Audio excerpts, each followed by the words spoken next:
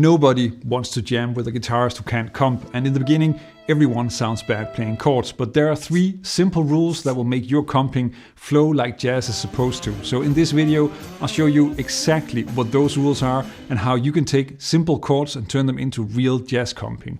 Clear harmony with a groove and a story. So let's take a simple medium B-flat blues as our example, and for now I want you to think about it as if you're playing in a duo with a horn player, a vocalist, or another guitarist.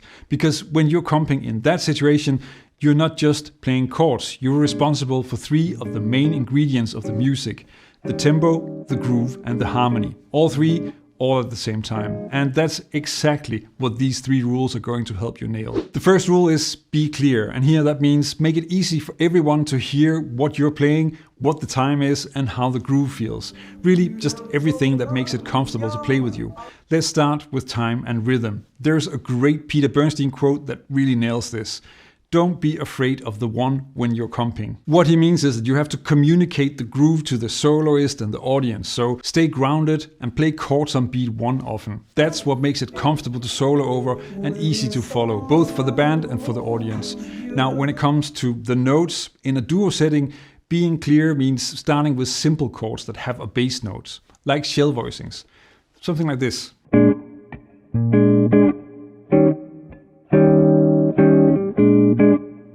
These are easy 3-note versions of the chords, so the root or bass note is on the lower string set, either the 6th string or on the 5th string. And the core part of the chord, the 3rd, the 7th, are on the middle string set. Now these voicings makes it really easy to smoothly move from one chord to the next.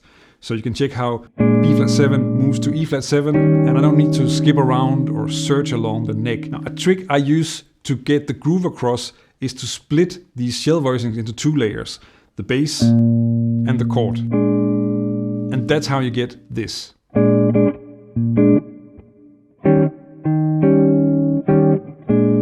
And notice how that already creates a melody, similar to how a drum kit has a bass drum and a snare drum. 2 layers make it easier to get the groove across. Now, a mistake I hear a lot is playing too many long sustained chords. Sustained chords don't really groove. They make it hard to feel where the groove is, so avoid comping like this.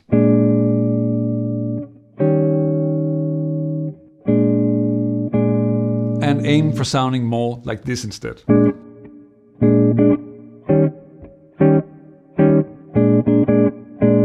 Instead of memorizing the chords and comping examples of the video, I made a free PDF with all of it written out. The shell voicings, the examples, the rhythms, everything that we're covering today. Grab it with the link in the description. So that's the first rule, be clear, but knowing what to play is only half of it. The second rule is about something most people never even think about. The second rule is be connected. This is about how you function in the band, how the soloist and the rest of the rhythm section feel that you're locking in with what they play. Think about the great sidemen, Herbie Hancock behind Miles Davis, Wynton Kelly behind Wes Montgomery. What makes them magic isn't the chords they know, it's how they listen and what they do with that. And that's because the most important part of playing jazz isn't the rhythm, the extensions, or the voice leading, it's knowing when to play. And that comes down to staying connected to 3 things. What's going on in the music, what the soloist is playing, and what you can do with the harmony and the rhythm. Now the first 2 are really about one thing, listening. You need to listen to the entire band and to the soloist and let that guide what you play. For example, if the feel is relaxed and opened, don't play a million syncopated chords on top of it. That won't fit if the rest of the band sounds more like this.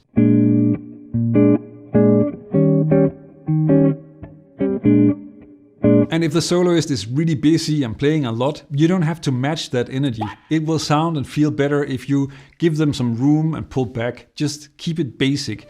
Maybe even stop playing for a bit.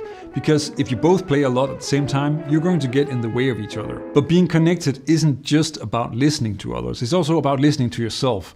And this is where a lot of beginners struggle. What you don't want is for every chord to sound like it has nothing to do with the one before it, like you're starting a new song every 4 beats. The connection between the bars has to be there. And the best way to start building it is to think in phrases, not chords. Start with a rhythm, take a simple riff or rhythmic idea and repeat that through the song.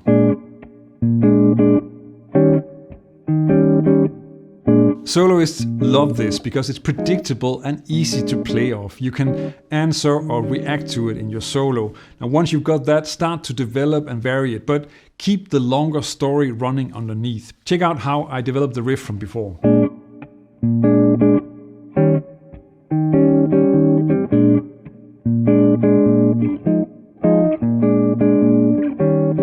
And one more thing, practice this with a metronome. If your groove sounds good with a metronome, your groove sounds good. If it only sounds good with a backing track, then maybe just the backing track sounds good. If you want to take everything in this video further, then check out my jazz chord craftsmanship course. It's built around real songs and it takes you through exactly how to open up and expand simple voicings like these, build solid rhythm, and start adding melody to your comping. The link is in the description.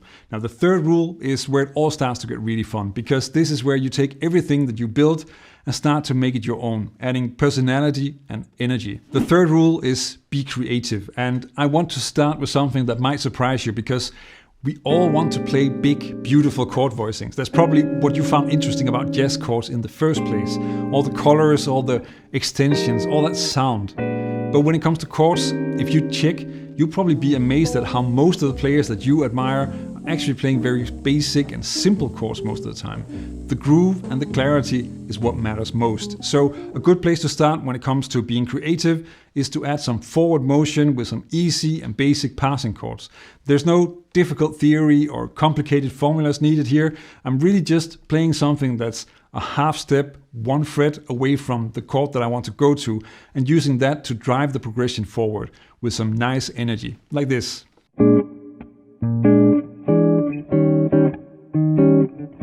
So I'm approaching the E flat 7 from above. And I'm really not thinking about the fact that that's an E7. I'm just thinking about I need to go to E flat 7 and I'm using the same shape, just fret above to get there. So, and the same when I'm going back to B flat 7. Really just thinking about, okay, I need to go here and I'm going from the fret under it. It happens to be an A7, but that's not really important. I'm just thinking about that's where I want to go.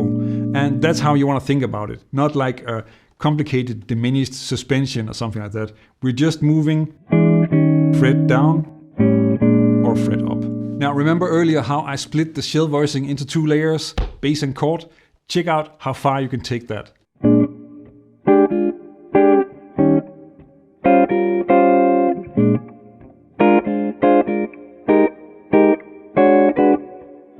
Now you can probably tell that this is the same principle. So first I'm just playing a basic chord, and then I open up a lot more what I can play in between. So I'm still using the split, but I'm also mixing in some triads and chordal voicings. And the same of course goes for the next chord, where I'm using some drop 2 voicings. So I'm not tied to the shell voicing anymore. I'm really a lot more open about what I can use to make sort of fills in between those anchor points.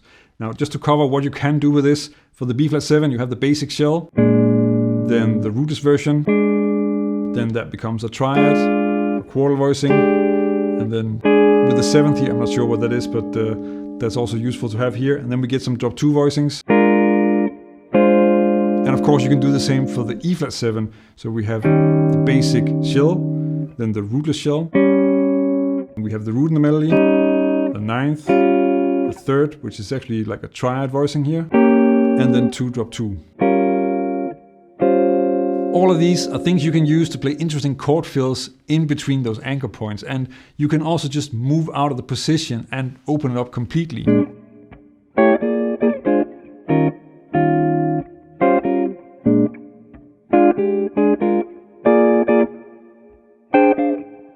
So now you're transitioning higher up the neck, first on the B flat 7, where we're moving up to this one. And of course also ending on the E flat 7, which is like a complete voicing. It's a lot fuller, not just a shell, but really adding some colors with what is essentially drop 2 over that E flat bass note. And since we're playing a B flat blues, this is also a great place to really add some blues flavor, like this.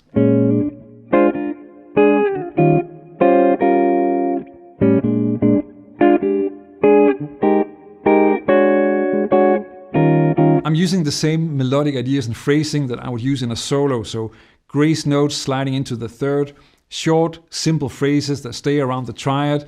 And once you sort of clearly establish the chord, you don't have to play complete voicings on beat 1 every bar. It can be much more open, even completely rootless if that fits. Now let's do something with the bass.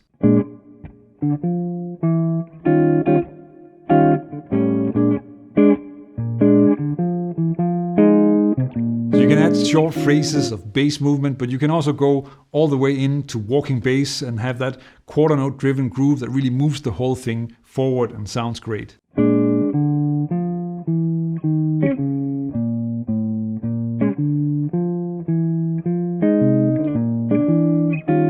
If you want to dig into these examples and start adding some of those phrasing tricks to your chord playing, grab the free PDF in the description. All the chords, voicings and comping examples from today written out and ready to use. And that's really what great comping comes down to. Be clear, be connected, and be creative. And if you want to take these chord voicings even further, I have a video with a simple system for thinking about all those different voicings. It's a lot easier than you might think, and it's coming straight from how Joe Pass approaches chords. Check it out, learn jazz, make music.